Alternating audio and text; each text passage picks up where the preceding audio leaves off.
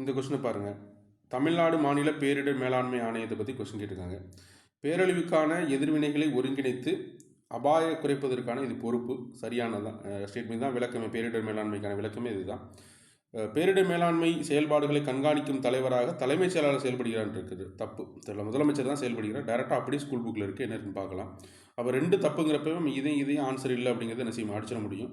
1 சரி, 3வது சரி தான். ஏன்னா 2005 கொண்டு வந்த பேரிடர் மேலாண்மை சட்டம் தான் இந்தியாவுக்கான வழிகாட்டு சட்டமாக இருக்குது. அதன் அடிப்படையில் பார்த்தோம் அப்படின்னா மாநில பேரிடர் மேலாண்மை சட்டத்திற்கு ஒப்புதல் அளிக்கும் போது ஒப்புதல் அளிக்கும்போது தேசிய பேரிடர் மேலாண்மை வழங்கி வழிகாட்டுதலை மாநில அமைச்சரை பின்பற்றுகிறதுன்னு கொடுத்துருக்காங்க. சரியானதான். தெரியல, அந்த சட்டத்தின் அடிப்படையில் எல்லா மாநிலத்தையும் பேரிடர் மேலாண்மை சட்டம் இந்த குழு உருவாக்குனாங்க. ஸ்கூல் புக்கில் பார்க்குறப்ப என்ன கேட்டி அப்படின்னா, இங்கே பாருங்க, மாநில பேரிடர் மேலாண்மை தலைவர் முதலமைச்சர்ன்னு இருக்கு.